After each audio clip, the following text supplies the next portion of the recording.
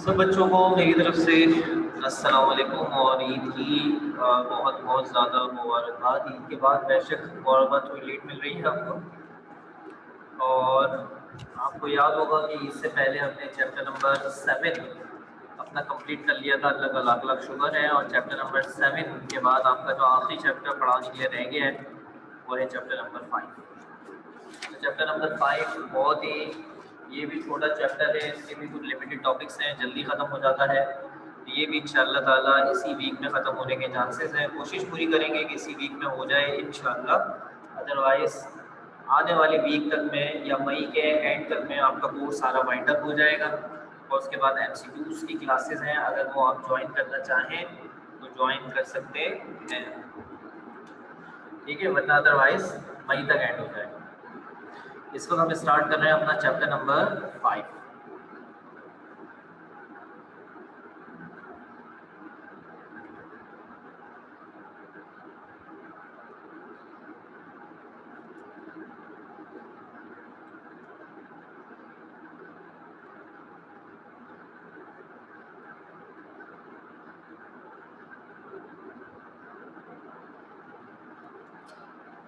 इसका असल में ऑटो फोकस है, इसकी वजह से ये थोड़ा सा फोकस बाद दफ़ा आउट कर देंगे। चैप्टर नंबर 5 हम स्टार्ट कर रहे हैं।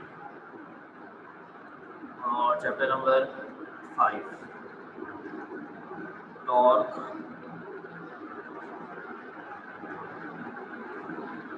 Equilibrium and angular momentum. नाम से जाहिर है इसमें 3 चीज़ों के बारे में आपने पढ़ना है, टॉर्क के बारे में, इक्विलिब्रियम के बारे में और एंगुलर मोमेंटम के बारे में। तो इसके अंदर जो टॉपिक्स हैं हमारे पास according to your reduce syllabus वो ये है। आपने पढ़ना है टॉर्क किसे कहते हैं, इक्वेशन ऑफ टॉर्क पढ़नी है आपने, इसकी इक्वेशन कैसे बनती है, इसकी टाइप्स पढ़नी है। इसके अलावा टॉप से ही रिलेटेड टॉपिक है जिसका नाम है कपल। आपने कपल के बारे में पढ़ना। फिर आपने इक्विलिब्रियम के बारे में पढ़ना है कि इक्विलिब्रियम असल में क्या होता है। और इक्विलिब्रियम की कौन सी टाइप्स है। इसी के अंदर टॉपिक है कंडीशंस ऑफ इक्विलिब्रियम। और आखिर में टॉपिक पढ़ना है आपने एंगुलर मोमेंटम। तो एंगुलर मोमेंटम के साथ साथ आपने इसकी इक्वेशन बनानी है। और आखिर में टॉपिक है जिसके बारे में ज़रा थोड़ा सा कंफर्म नहीं है ये टॉपिक रिड्यूस सिलेबस में शामिल है या नहीं है, क्योंकि रिड्यूस सिलेबस में कुछ चीज़ें ज़रा सही से क्लियर नहीं है, इसी वजह से ज़रा थोड़ा सा कुछ मसला मसाइल है। Law of conservation of angular momentum. शायद बाज़ाहिर दिखने में आपको चीज़ें ज़्यादा लगी, लेकिन ये सब चीज़ें इतनी ज़्यादा नहीं हैं, मुख्तसर हैं और आसानी से हो जाती हैं। ये हैं आपके रिड्यूस सिलेबस से मुश्तमिल टॉपिक। तो बगैर कोई टाइम ज़ाया करें स्टार्ट करते हैं। इनमें ज़्यादातर टॉपिक पेपर के हिसाब से इम्पोर्टेंट ही है, बाकी मैं आपको मज़ीद बता दूँगा क्या चीज़ और इम्पोर्टेंट। हेडिंग बनाते हैं टॉर्क, जिसको मूवमेंट ऑफ फोर्स भी कहते हैं। Movement of force, it is not the movement, it is movement of force. So what is torque. Torque असल में क्या चीज़ है, टॉर्क किसे कहते हैं। बच्चों, जब किसी ऑब्जेक्ट पे फोर्स लगाएं और फोर्स लगाने की वजह से उसके अंदर घूमने का असर पैदा हो जाए, फोर्स लगाएं और उसके अंदर टर्निंग इफेक्ट आ जाए, घूमने का असर पैदा हो जाए, घूमने का असर पैदा हो जाए। ये मैं आपको पेन के जरिए करके दिखा रहा हूँ। घूमने का असर पैदा हो जाए, टर्न आ जाए उसके अंदर, तो इस टर्निंग का नाम क्या रखा गया है, टॉर्क। ठीक है। जैसे दरवाजे के हैंडल को पकड़कर जब आप दरवाज़ा खोलते हैं या बंद करते हैं, तो वो असल में दरवाज़ा सीधा आपके हाथ की डायरेक्शन में नहीं आता, या जहाँ बंद करते हैं उस डायरेक्शन में, बल्कि वो क्या करता है, टर्न करता है, मूव करता है, यानी एक दायरे के अंदाज के अंदर, एक आर्क के अंदाज के अंदर घूमता है। इसको हम टॉर्क कहते हैं, क्योंकि आपने हैंडल पे फोर्स लगाई। इसके अलावा आप जो नट टाइट करते हैं, नट या स्क्रू वगैरह टाइट करते हैं, स्क्रू ड्राइवर से या स्पैनर से पाने से उसमें भी आप फोर्स लगाते हैं, फोर्स लगाते हैं तो उसके बाद क्या करते हैं, फोर्स की वजह से घुमाते हैं, उसे टर्न करते हैं, तो वो जो स्क्रू घुमाते हैं उसको भी हम लोग क्या कहते हैं, टॉर्क कहते हैं। ठीक है बच्चों, यहाँ पे क्लियर है टॉर्क क्या होता है? तो टॉर्क क्या चीज है? Turning effect of a force. तो यहाँ जरा थोड़ा मुख्तसर ही लिखूंगा, ज्यादा वजाहत से नहीं लिखूंगा, ठीक है? यहाँ तक डिनोटेड बाय दिस सिंबल, ये सिंबल इसका लिया जाता है, अली मद्दा जैसा होता है और वेक्टर का निशान आएगा इसके ऊपर, इस सिंबल को कहते हैं ताउ, इसका सिंबल है, ठीक है? और ये एक वेक्टर पॉइंटेड। जी जितने बच्चे मुझे यहाँ तक, सब बच्चे ओके करेंगे भाई, ये सारी बातें जो मैंने लिखी है सब क्लियर हो चुकी हैं। फोर्स की वजह से घूमने के असर को टॉर्क कहते हैं, ताओ इसका सिंबल होता है और ये वेक्टर पॉइंटेड है। ओके करें जल्दी से, फिर आपको इसकी इक्वेशन बनाना सिखाता हूँ, इसकी इक्वेशन कैसे बनाई जाती है। सारे बच्चे माशाल्लाह।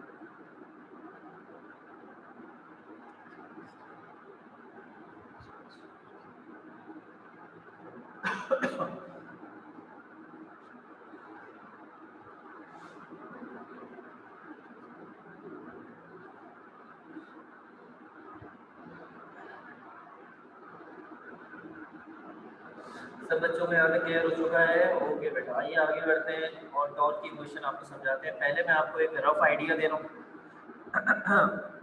इस रफ आइडिया से आप पहले थोड़ा सा कुछ बातें पिक कर लें, फिर रफ आइडिया से मैं आपको इसकी इक्वेशन प्रॉपर बनाना सिखाऊंगा और वो इक्वेशन फिर डायरेक्ट बनेगी क्योंकि रफ आइडिया के अंदर समझा चुका हूँ।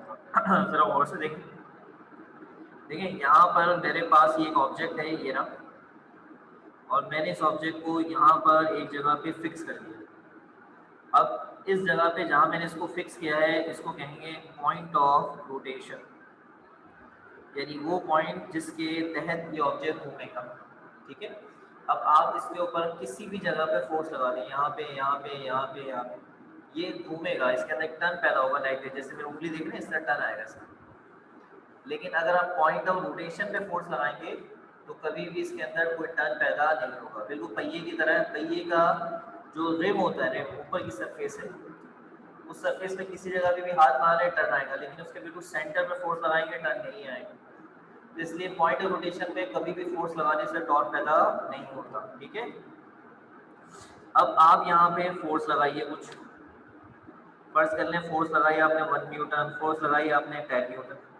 तो बच्चों 1 न्यूटन लगाएंगे तो ये इस तरह से टर्न करेगा, देखिए यूं करके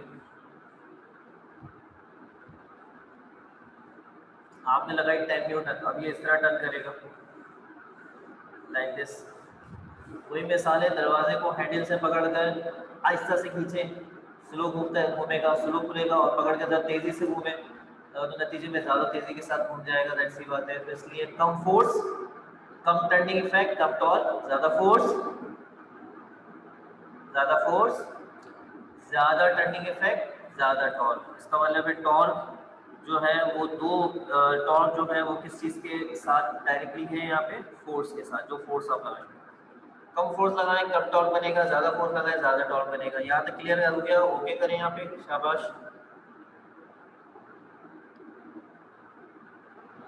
जल्दी शाबाश, देखिए जल्दी रिप्लाई करना होगा, चैप्टर 5 हमें जल्दी खत्म करना है क्योंकि हमारे पास सेंटर की तरफ से एक मखसूस हमें टाइम दिया गया है जिसके अंदर हमें आपका कोर्स माइंड अप करना है, इसलिए आपकी रिप्लाई बहुत फास्ट आनी चाहिए। जल्दी एक दो बच्चों की भी हमें मुनासिब रिप्लाई मिल गई, मैं बात को आगे बढ़ाता रहूँगा। एक रिप्लाई और चाहिए जल्दी से। अच्छा, अब पॉइंट ऑफ रोटेशन से यहाँ तक का जो ये डिस्टेंस है, ये वाला, इस डिस्टेंस का एक नाम रखा गया है और डिस्टेंस को हम कहते हैं मूवमेंट आर्म। ये ई बना हुआ मूवमेंट आर्म, इसको फोर्स आर्म भी कहते हैं। मूवमेंट आर्म में क्या होता है, ये एक परपेंडिकुलर डिस्टेंस होता है, परपेंडिकुलर डिस्टेंस होता है। वैसे तो डिस्प्लेसमेंट होता है, और ये कहाँ से कहाँ तक होता है, फ्रॉम पॉइंट ऑफ रोटेशन से लेकर, शॉर्ट में लिखा हुआ है पॉइंट लिखा हुआ है, पॉइंट ऑफ रोटेशन से लेकर टू अप्लाइड फोर्स,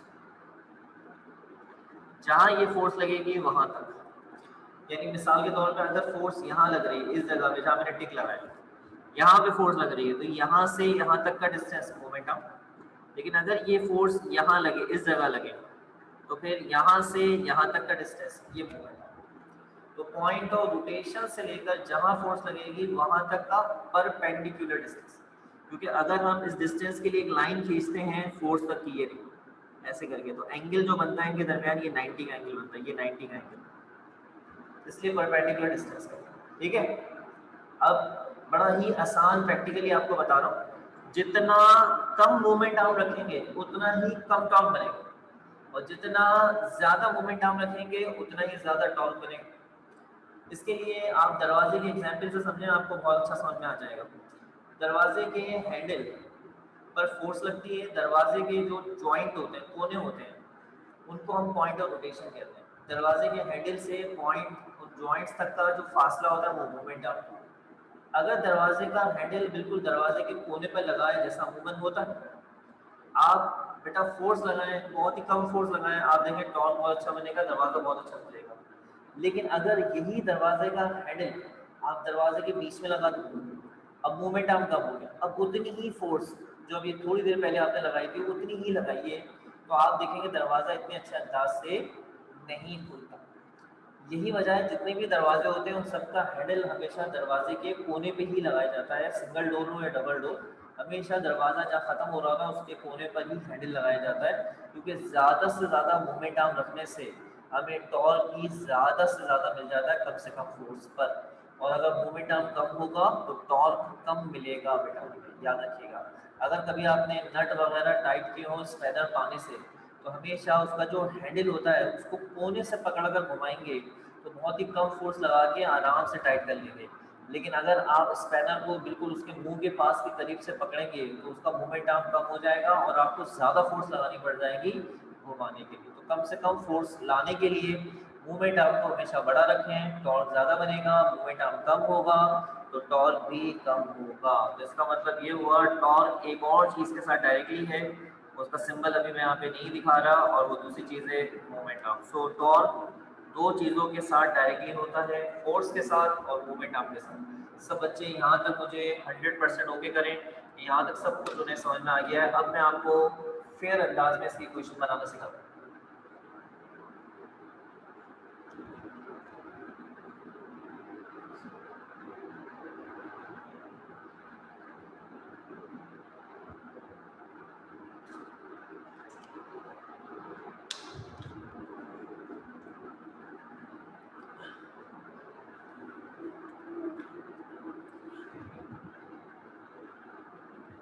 अच्छा जी, ये अब जो आर्टिकल आप देख रहे हैं ये एग्जाम के हिसाब से इम्पोर्टेंट है लेकिन बहुत आसान है, और ये है क्वेश्चन ऑफ टॉप, ख्याल रहे। अब यहाँ पर हम आपको वो चीज़ें जिनके बारे में हम बता चुके हैं वो अब नहीं बताएंगे, बल्कि डायरेक्ट उनको इस्तेमाल करेंगे, तभी हमारे ये आर्टिकल जल्दी हो जाएगा। सही है ना, जैसे मैं करा रहा हूँ कि समझ में आपको आ जाएगा। क्वेश्चन ऑफ टॉप देखो,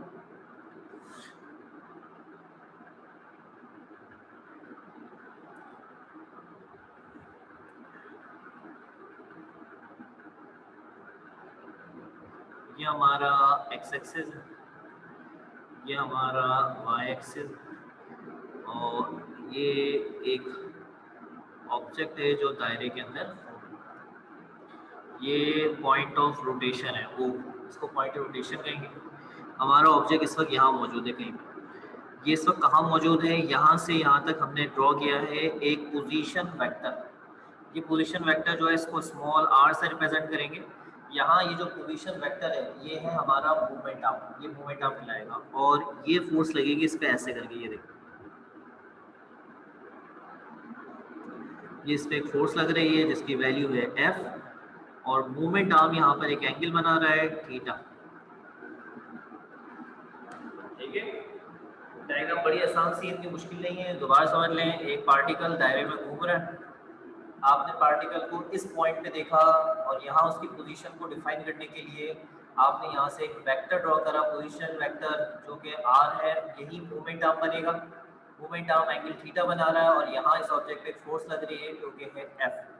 अब मैंने डॉटेड करके पोजीशन वेक्टर की सीध में एक डॉटेड करके एक लाइन ड्रॉ करी लाइक दिस, और एक डॉटेड करके लाइन ड्रॉ करी लाइक दिस।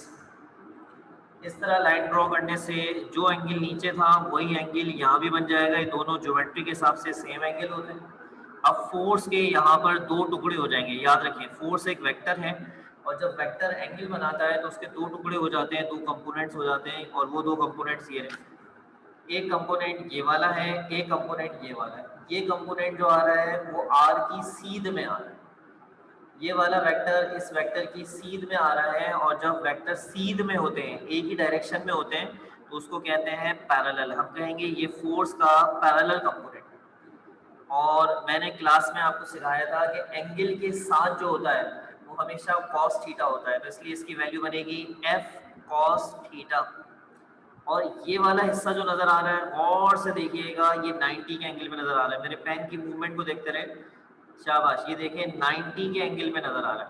तो ये वाला हिस्सा कहलाएगा फोर्स का परपेंडिकुलर कंपोनेंट। ये पैरेलल की लाइन होती है, ये परपेंडिकुलर की लाइन होती है, उल्टा टी परपेंडिकुलर पैरेलल। और ये वाला हिस्सा जो एंगल से हटकर होता है ये होता है साइन थीटा। काफी खिचपिच हो गई यहाँ पे, लेकिन समझ में आ रहा होगा आपको ये साइन थीटा। तो मैं आपको शुरू से दोबारा से डायग्राम क्लियर करके बता देता हूँ ताकि कोई मसला पेश ना आए। एक पार्टिकल दायरे में घूम रहा है, ठीक है, और इस पार्टिकल की पोजीशन हमने डिफाइन करी है पोजीशन वेक्टर आर से एंगल थीटा। इस पे फोर्स लग रही थी एफ ने एंगल बनाया थीटा, इसके दो टुकड़े हो गए, F cos theta, F sin theta. F cos theta parallel है क्योंकि वो आर की सीध में आ रहा है, और ये एफ sin थीटा परपेंडिकुलर है क्योंकि वो आर के साथ परपेंडिकुलर हो रहा है। यहाँ तक सारी बातें क्लियर हो गई? ओके करें, डायग्राम क्लियर है? अच्छी तरह सही से बना लेंगे। ये थीटा बना हुआ है, याद रखिएगा, गड़बड़ नहीं कीजिएगा, थीटा ही। सब बच्चे चैट में जल्दी से होके करें, आपके एक दो होके आएंगे, जल्दी जल्दी बात को आगे बढ़ाता रहूंगा, जल्दी जल्दी बढ़ाता रहूंगा।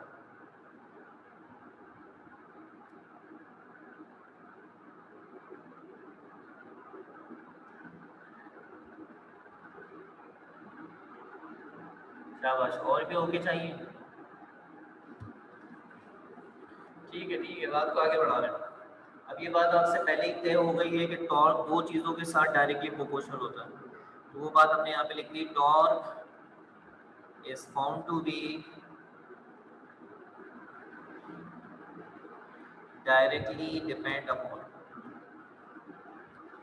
directly depend upon two factors। तो दो चीजों के साथ डायरेक्टली डिपेंड करता है, डायरेक्टली प्रोपोर्शनल होता है। नंबर वन, पहले मूवमेंट आर्म के बारे में बताएंगे। देन मूवमेंट आर्म, सबसे पहली चीज क्या है? Movement arm. और मूवमेंट आर्म को हम रिप्रेजेंट किससे कर रहे हैं? आर से। और ये बन गया हमारा पहला रिजल्ट। ये बात हमने आपको पीछे वजाहत से बता दी थी, इसलिए यहाँ पर ये बात सिर्फ डायरेक्ट लिखी जाती है, ठीक है।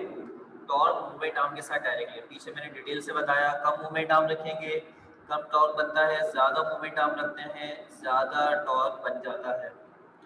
दूसरी बात के लिए आपको डायग्राम देखनी पड़ेगी। टॉर्क किसके साथ डायरेक्टली होता है? फोर्स के साथ। कम फोर्स कम टॉर्क, ज्यादा फोर्स ज्यादा टॉर्क। लेकिन मसला है फोर्स दो आ रही है। ये वाली फोर्स को मत देखें, एक फोर्स आ रही है पैरेलल, एक आ रही है परपेंडिकुलर।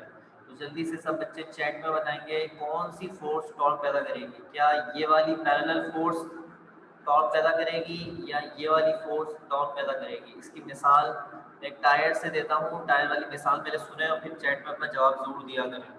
बच्चों, टायर के ऊपर वाले हिस्से की तरफ हाथ मारेंगे तो टायर घूमेगा, या टायर को अपने हाथ में पकड़कर ऊपर की तरफ करेंगे तो टायर घूमेगा? टायर को पकड़कर अपने हाथ में ऊपर की तरफ करेंगे, वो ये वाला है, सीध वाली। और उसके हाथ पर जो मारेंगे, उसके सर के सरफेस पे जो हाथ मारेंगे जिससे उसके अंदर घूमने का इफेक्ट आ सकता है नहीं आ सकता, वो ये वाला। तो फैसला कीजिए, क्या एफ साइन थीटा टॉर्क पैदा कर सकता है या एफ कॉस थीटा टॉर्क पैदा कर सकता है? सबसे ज्यादा रिप्लाई अब्दुल समद के आ रहे हैं हमारे पास, और दूसरे नंबर पे अब्दुल रहमान के। जबकि क्लास के अंदर अनस अली भी मौजूद है, मुआविज भी मौजूद है, वासिफ मौजूद है क्लास के अंदर जो ज़्यादा रिप्लाई देता रहता है। और अब फाइनली मैंने नाम लिया तो वासिफ का भी रिप्लाई आ गया। वेरी गुड वासिफ, शाबाश, ये अच्छी बात है, ठीक है जी। एक रिप्लाई और चाहिए, दो रिप्लाई आ चुके हैं और दोनों जवाब दुरुस्त आए हमारे पास। एक रिप्लाई और दे दें, अनस दे दे, मोविस दे दे। ओके का रिप्लाई नहीं देना भाई मोविस, रिप्लाई देना है कि कौन टॉर्क पैदा करेगा। अब्दुल रहमान रिप्लाई दे दो जल्दी से, सिर्फ एक रिप्लाई और चाहिए। दो रिप्लाई है, दोनों सही है। कौन टॉर्क पैदा करेगा? एफ कॉस थीटा जो सीध में लग रहा है ये टॉर्क पैदा करेगा, या ये टॉर्क पैदा करेगा एफ साइन थीटा? जल्दी से 3 तक गिनती गिन लेता हूँ। चले भाई, 4 3 रिप्लाई, 2 रिप्लाई थे, 4 रिप्लाई हो गए, वेरी गुड। और दिलचस्प बात है कि चारों रिप्लाई अपनी जगह पे दुरुस्त है, बिल्कुल सॉफ्ट। जवाब सही है आप सबका, वो है एफ साइन थीटा, जिसको परपेंडिकुलर कंपोनेंट कहते हैं। दूसरा किसके साथ डायरेक्टली है? With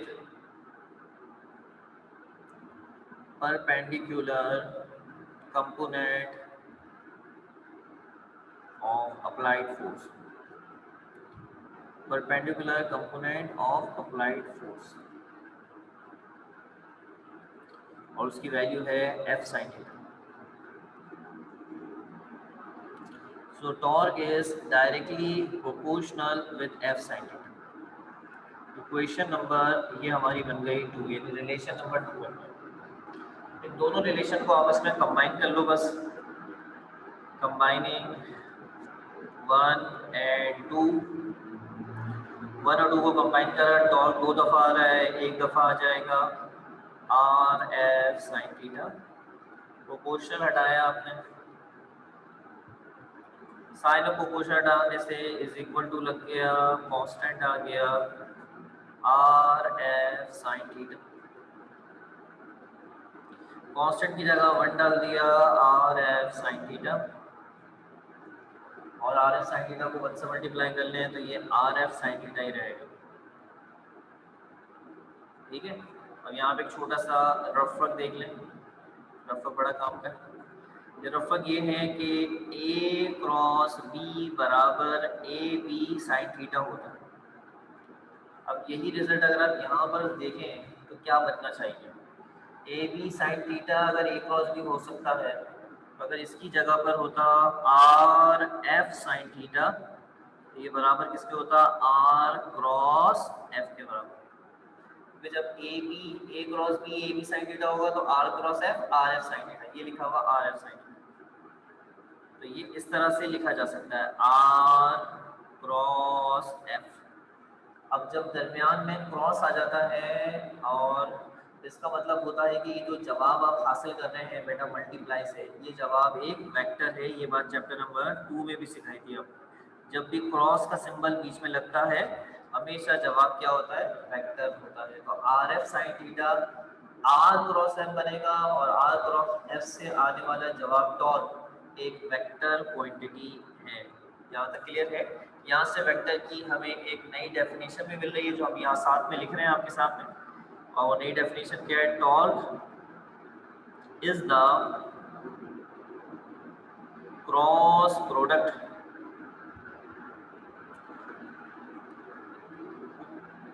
of momentum and applied force.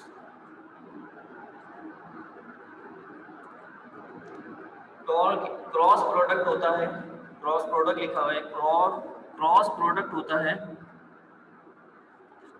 Momentum और अप्लाइड फोर्स। जी सारे बच्चे यहाँ तक मुझे जल्दी से यस होके करेंगे।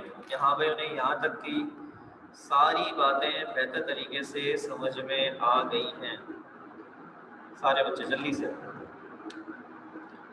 और इक्वेशन समझ में आ रहा है कितनी आसान और सिंपल तरीके से बनाई गई इक्वेशन।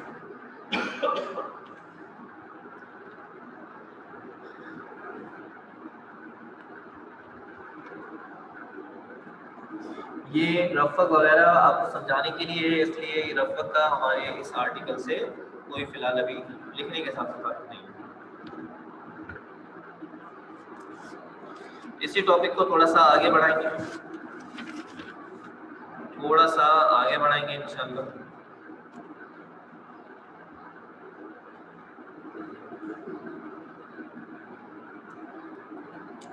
और आपको दिखाएंगे टॉर्क का वेक्टर फॉर्म। टॉर्क का वेक्टर फॉर्म क्या होता है?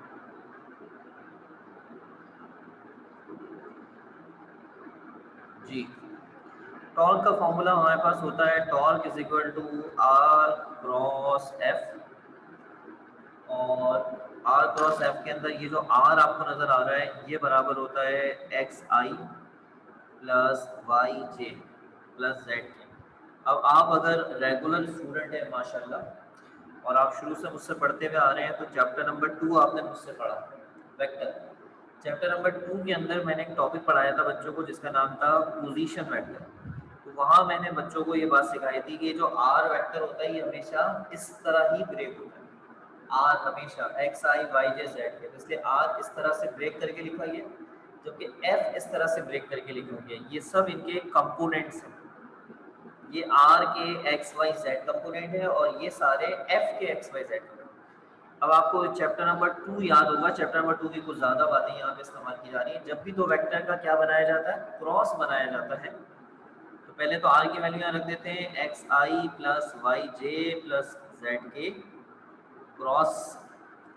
फिर इसके बाद एफ की वैल्यू रख देते हैं F X I F Y J plus F Z के। जब भी तो वेक्टर का क्रॉस बनाया जाता है मेरे बच्चों, तो हमेशा बनाते हैं 3/3 का डिटरमिनेंट। ये बना 3/3, और 3/3 के डिटरमिनेंट के अंदर पहली रो बनती है आई कैप जे कैप के कैप। दूसरी रो बनेगी पहले वेक्टर से एक्स वाई जेड। तीसरी रो बनेगी सेकंड वेक्टर से एफ एक्स एफ आई और F Z. So this is the vector form. बहुत आसान से देखिए वेक्टर फॉर्म आपके सामने आ गया। ये टॉर्क का वेक्टर फॉर्म होता है। यहाँ तक सब क्लियर है? यस और नो? शाबाश, जल्दी से ही टॉर्क का वेक्टर फॉर्म था। अब हम बात करते हैं टॉर्क की यूनिट की, unit of torque. Unit of torque, torque की यूनिट क्या है? टॉर्क की यूनिट के लिए आपने टॉर्क का फॉर्मूला सादा अंदाज में लिखना है बगैर वेक्टर के। यूनिट बनाने के लिए सादा अंदाज लेते हैं, तो आपने क्रॉस हटा दिया, एरो वगैरह हटा दिए यहाँ से और सादा अंदाज ले लिया। अब इसको देखकर आप यूनिट बना लें। बेटा आर मूवमेंट टर्म एक फासला है, मीटर में नापते हैं, फोर्स न्यूटन में नापते हैं। इनको इस तरह से नहीं लिखते, तरतीब से लिखते हैं। न्यूटन पहले, न्यूटन बड़ी यूनिट है, न्यूटन इनटू मीटर, और ये सिंबल होता है इसका न्यूटन मीटर। तो टॉर्क की यूनिट होती है न्यूटन मीटर। अब हम बात करते हैं what is the direction of torque. 3 minute मजीद और क्लास लूंगा और उसके बाद लेक्चर को एंड करता हूँ अपना। और जब कल मिलेंगे तो कल इंशाल्लाह आपको बताएंगे कपल क्या चीज़ है। टॉर्क से रिलेटेड टॉपिक है, आसान है, और कल ही आपको इक्विलिब्रियम उसकी टाइप्स भी करा देंगे। तो इंशाल्लाह उम्मीद है खुद तक में हम कंडीशंस ऑफ इक्विलिब्रियम को फिनिश कर लेंगे, जो हमारी बहुत बड़ी अचीवमेंट है। आने वाली वीक में एंगुलर मोमेंटम, उसके न्यूमेरिकल्स और लेटर के न्यूमेरिकल्स होंगे, खत्म हो जाएगा किस्सा इंशाल्लाह। Direction of torque. बच्चों टॉर्क की डायरेक्शन हमेशा निकाली जाती है राइट हैंड रूल से, और राइट हैंड रूल आप अच्छी तरह से जानते हैं। राइट हैंड रूल क्या होता है? राइट हैंड रूल होता है कर्ल योर फिंगर्स, उंगलियों को मोड़ें, इरेक्ट योर थंब, अंगूठा सीधा रखें, the direction of thumb will indicate the direction of the vector. तो मान लें अगर ये वाला वेक्टर आर का है, मान लें ये वाला वेक्टर एफ का है, ये आपने बनाया है आर क्रॉस एफ। तो हमेशा याद रखें पहला वेक्टर दूसरे वेक्टर पे टर्न होगा। पहले वेक्टर को दूसरे वेक्टर पे टर्न करें, यहाँ टर्न करें ऐसे। ये देखिए मैं आर को एफ की तरफ टर्न कर रहा हूँ, अंगूठा सीधा। तो जहाँ ये अंगूठा इशारा करेगा वहीं आएगा आपका टॉर्क का वेक्टर। जहाँ अंगूठा इशारा करेगा वहाँ आएगा आपका टॉर्क का वेक्टर। ऐसे करें। अब यूं ऊपर की सिम को नहीं बना सकते, यूं ऊपर की सिम को नहीं बना सकते, इसलिए ऐसे करके बना के दिखाएगा। ये है टॉर्क। आगे यहाँ तक समझ में क्लियर हो गया? तो टॉर्क का वेक्टर हमेशा राइट हैंड रूल से निकाला जाता है। आर को एफ की तरफ टर्न करके निकालते हैं हमेशा। ठीक है, तो बात को अपना इख्तिताम कर रहा हूँ और आखिरी बात इस पर डिस्कस कर रहा हूँ, और वो है टाइप्स, टाइप्स ऑफ टॉर्क।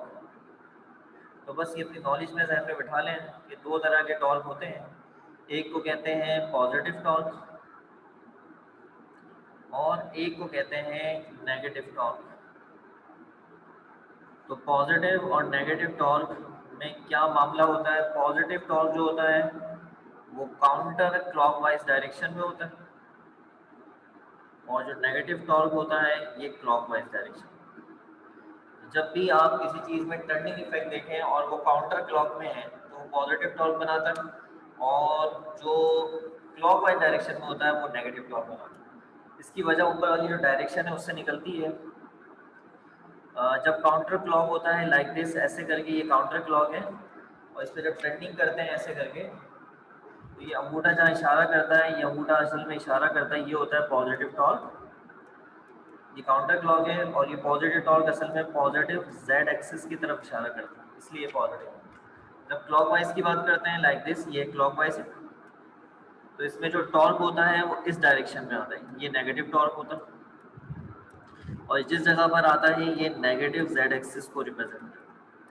तो पॉजिटिव जेड एक्सिस के होने की वजह से ये पॉजिटिव टॉर्क कहलाता है, नेगेटिव जेड एक्सिस के होने की वजह से ये नेगेटिव टॉर्क। सही है भाई, यहाँ तक क्लियर है? यस और नो कर दें जल्दी से, लेक्चर एंड हो गया है, जल्दी से यस और नो कर दें।